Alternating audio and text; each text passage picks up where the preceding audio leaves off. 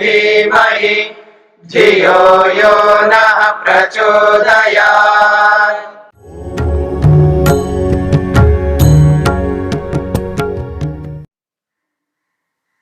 समाधिपाद का तीसरा सूत्र चल रहा है। तदा द्रष्टुः स्वरूपे अवस्थानम। तदा शब्द को लेकर के हम विचार कर रहे थे। तदा तब, कब? जब अहिंसा की प्रतिष्ठा हो जाती है।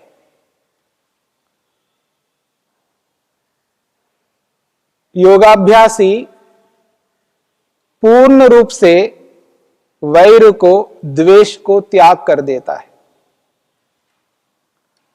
जब योगाभ्यासी स्वयं के साथ और सबके साथ, संपूर्ण ब्रह्मांड में जितने भी प्राणी हैं, प्राणी मात्र के प्रति सत्य को प्रतिष्ठित करता है, यानी सत्य आचरण करता है, चोरी का त्याग करता है, संयम में रहता है और परिग्रह नहीं करता है। बाहर से, शरीर से, वाणी से और अंदर से, मन से शुद्ध रहता है, पवित्र रहता है और पूर्ण संतुष्ट रहता है।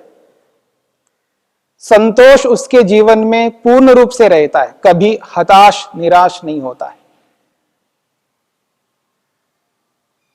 और तप विशेष रूप से अंदर से, बाहर से तो करता ही है तप, आवश्यकता के अनुसार बाहर से एक सीमा तक तप करता है, परंतु अंदर से, मन से पूर्ण रूप से तप करेगा, उसमें कोई सीमा नहीं होगी।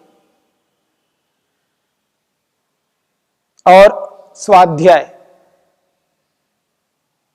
जिन वस्तुओं को जानने से प्रयोजन की पूर्णता होती है, लक्ष्य पूर्ण जिनको समझने से होता है, उन सबका स्वाध्याय करता है और ईश्वर की आज्ञा का पूर्ण पालन करता हुआ। जब यह स्थिति योगाभ्यास में आ जाती है,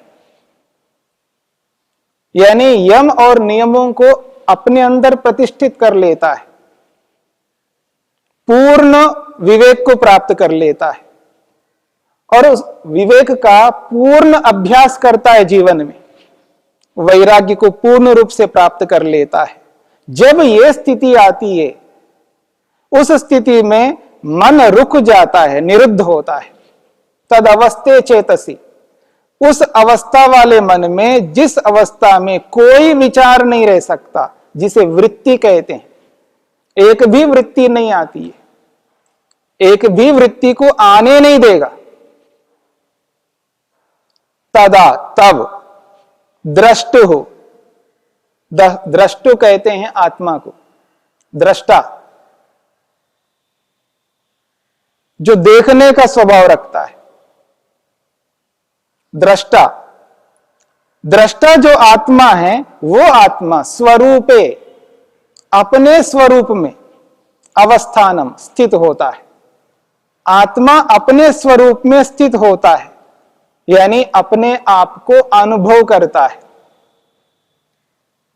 आत्मा अपने निज स्वरूप को एहसास करता है। यह है स्वरूपे अवस्थानम का अर्थ। महर्षि वेदव्यास ने इसी सूत्र को बहुत संक्षेप से एक ही पंक्ति में स्पष्ट किया है। स्वरूप प्रतिष्ठा तदानीम चितिशक्ति ही यथा कैवल्य। तदानीम उस स्थिति में, जिस स्थिति में मन में कोई वृत्ति नहीं रहती है, मन रुक जाता है, उस स्थिति में स्वरूप प्रतिष्ठा चितिशक्ति ही। चितिशक्ति कहते हैं आत्मा को, चेतन शक्ति। चेतन शक्ति रूप जो आत्मा है, वो स्वरूप प्रतिष्ठा अपने निज स्वरूप में, अपने स्वभाव में रहता है। जैसा है वैसा ही एहसास करता है, उसके लिए एक छोटा सा उदाहरण दिया। उदाहरण तो बहुत बड़ा है, लेकिन छोटा सा एक शब्द, कैवल्य। यथा कैवल्य, जैसे कैवल्य में, मुक्ति में, मोक्ष में आत्मा अपने स्वरूप में स्थित रहता है, वैसा ही इस शरीर में शरीरधारी आत्मा उसी रूप में रहता है, उसी रूप में अनुभव करता है जैसे कैवल्य में, मुक्ति में, मोक्ष में अनुभव करता है। क्या अनुभव करता है?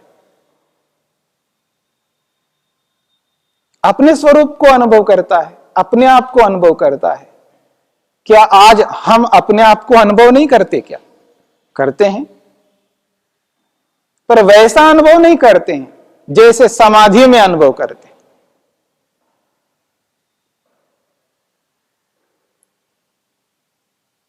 बहुत थोड़ा बहुत तो अनुभव कर लेते हैं कि मैं हूं, मैं नहीं हूं, ऐसा कोई अनुभव नहीं करता। पर इतनी अनुभूति से प्रयोजन की सिद्धि नहीं हो सकती है, दुख दूर नहीं होते, लक्ष्य की सिद्धि नहीं हो सकती है। इसीलिए आज हम दुखी हैं। किसी न किसी रूप में दुख हमारे जीवन में है, दुख भोग रहे हैं हम लोग, और संतप्त हैं, अशांत हैं, अतृप्त हैं, असंतोष हैं, और भय भी साथ में है। जब समाधि में आत्मा अपने स्वरूप में स्थित होता है, यानी अपने आप को एहसास करता है, उस स्थिति में ये सब दोष नहीं हो सकते। क्या अनुभव करता है समाधि में? जैसा स्वयं है वैसा ही अनुभव करता है। कैसा है स्वयं आत्मा? नित्य, नित्य है। नित्य का अर्थ है सदा रहने वाला, एक जैसा रहने वाला, अपरिवर्तनीय, परिवर्तन नहीं हो सकता उसमें, जैसा है वैसा रहेगा, नित्य। आज नहीं अनुभव करते? हां, अनुभव करते हैं, शब्दों से अनुभव करते हैं। आप मरोगे? हां, शरीर मरता है, मैं नहीं मरूंगा, पर यह कैसा अनुभव है? यह शब्दों का अनुभव है, सुना सुना हुआ है। रोज सुनते हैं, सत्संगों में सुनने वाले सुनते हैं, पढ़ने वाले पढ़ते हैं। नैनम छिंदंती शस्त्राणि, गीता के माध्यम से बहुत सुना है, पर यह सब शब्दों के माध्यम से सुना है। शब्दों से एहसास तो करते हम लोग, मैं नित्य हूं, लेकिन व्यवहार में ऐसा एहसास नहीं होता हमसे। पर समाधिस्थ योगाभ्यासी नित्य अनुभव करता है, जैसे कुछ और चीजों को हम अनुभव करते हैं। हम का मतलब विज्ञान पढ़ा हुआ व्यक्ति, ज्ञान विज्ञान को अपने अंदर जिसने धारण किया है, जिसको आप पढ़ा लिखा कहते हैं। प्लास्टिक है, प्लास्टिक नित्य, उसको एहसास है ये नष्ट नहीं होने वाला है, उसको पता है, उसकी बुद्धि में बैठा हुआ प्रत्यक्ष है। ऐसा भी नहीं है केवल सुन करके वो बोल रहा हो। सुन करके जो पढ़ा लिखा नहीं होगा, हो सकता वो बोले। जो पढ़ा लिखा है, जिसने पढ़ा है, प्लास्टिक के बारे में जानता है, उसको एहसास है। यह सुन सुन करके भी जिसने प्रत्यक्ष किया है, उसको अच्छी तरह पता रहता है प्लास्टिक नित्य है, समाप्त नहीं होता है। उसको प्रत्यक्ष है प्लास्टिक के बारे में, लेकिन स्वयं के बारे में वैसा प्रत्यक्ष नहीं है। प्लास्टिक के बारे में उसको प्रत्यक्ष है, दूसरी चीज है, पर स्वयं के बारे में उसको वो प्रत्यक्ष नहीं है। जैसे प्लास्टिक के बारे में और चीजों के बारे में व्यक्ति प्रत्यक्ष अनुभव करता है, ठीक इसी प्रकार से समाधि में आत्मा स्वयं में स्थित होकर के अपने आप को एहसास करता है, मैं नित्य हूं। जब जिस आत्मा को यह एहसास होता है मैं नित्य हूं, उसको डर नहीं लगता, भय नहीं होता है। फिर वो डरता नहीं किसी से, किसी भी बात से नहीं डर सकता। कोई रहे कोई ना रहे, कोई आए कोई जाए, डर नहीं लगेगा उसको। उसको एहसास है मैं नित्य हूं। जाने वाला भी नित्य है, आने वाला भी नित्य है, मैं भी नित्य हूं। किसी भी प्रकार का कोई भय डर उसे नहीं हो सकता। यदि डर हो रहा है तो उसको अपने बारे में बोध नहीं है, स्वयं का प्रत्यक्ष नहीं है। पर कहते हैं द्रष्टु हो जीवात्मा स्वरूप अवस्थानम, अपने स्वरूप में अवस्थित हो रहा है, अपने आप को एहसास कर रहा है, मैं नित्य हूं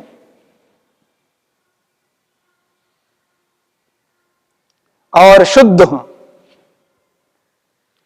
नित्य हूं और शुद्ध हूं, पवित्र हूं। जैसे मिरर होता है ना, दर्पण बिल्कुल नया है, उसमें कोई उसके ऊपर धूल नहीं है, बिल्कुल क्लीन है, साफ है, नया नया है।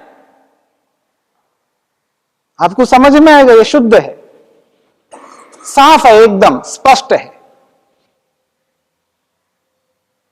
जैसे दर्पण के सामने दर्पण को भी देखता है कि यह शुद्ध है, पवित्र है, इसमें कोई मल नहीं है, वैसा ही अपने आप को एहसास करता है, मैं तो शुद्ध हूं।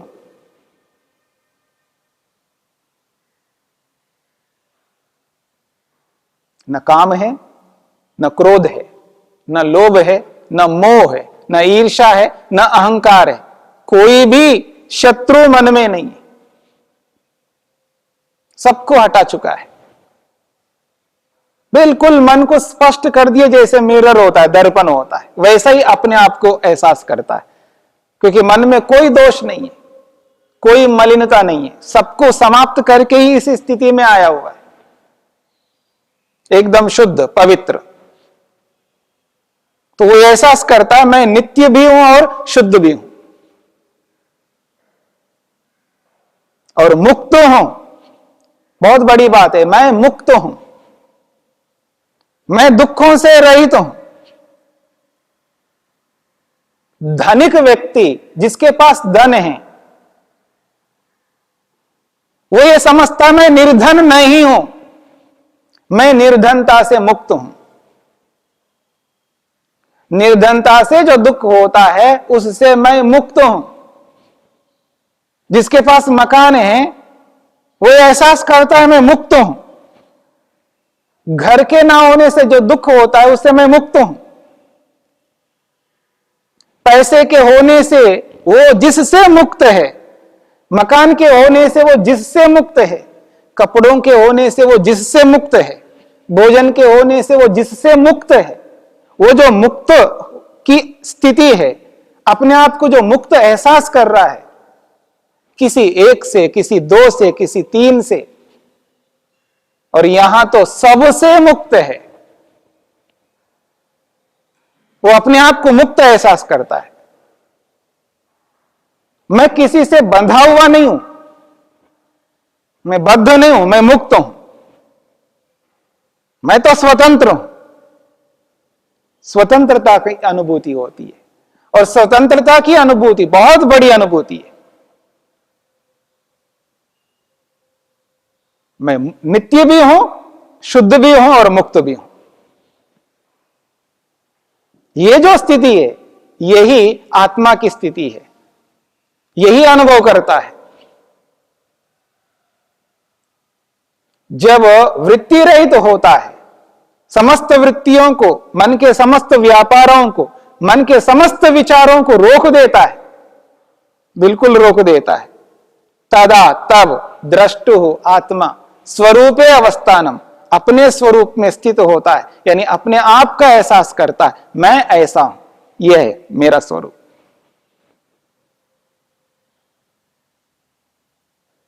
यह है द्रष्टु का अर्थ है, आत्मा का अर्थ है। पर इतने मात्र से आत्मा का प्रयोजन पूरा नहीं होता है। इसलिए महर्षि दयानंद सरस्वती जी ने कहा है द्रष्टु का अर्थ आत्मा भी है और परमात्मा भी है।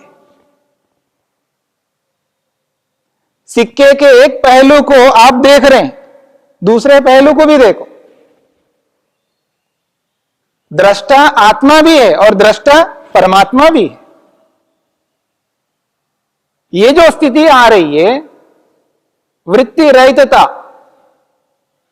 तदवस्थे चेतसी विषयाभावात, ऐसी स्थिति में, ऐसे मन में विषयों का अभाव है, कोई मन में विषय नहीं है, यानी कोई मन में विचार उत्पन्न नहीं हो रहा है।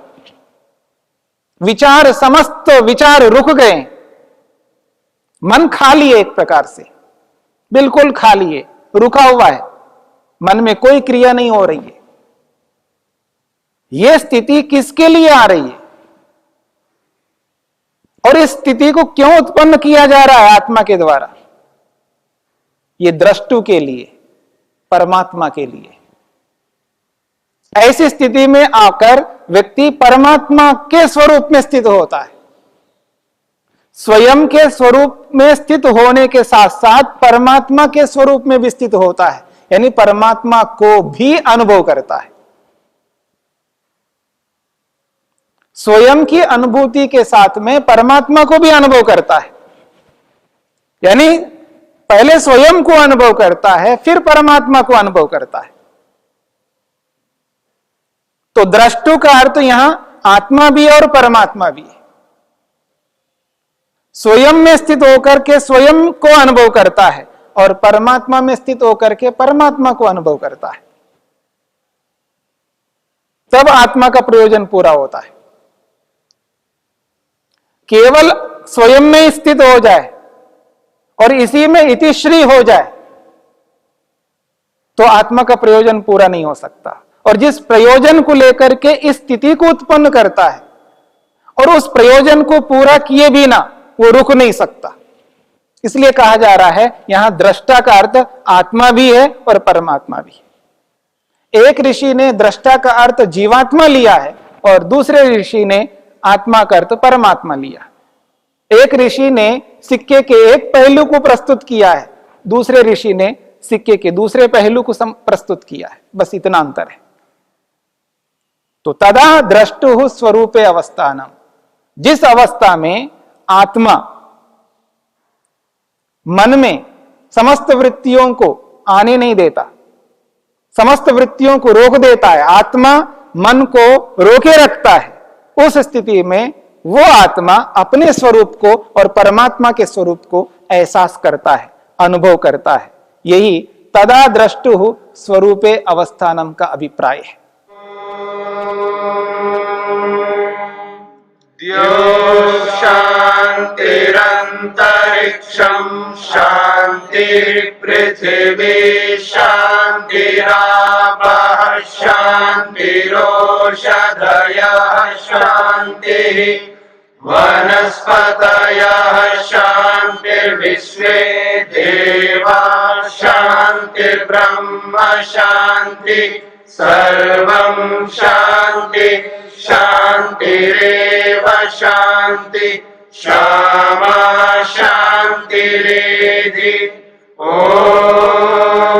शान्ति शान्ति शान्तिः।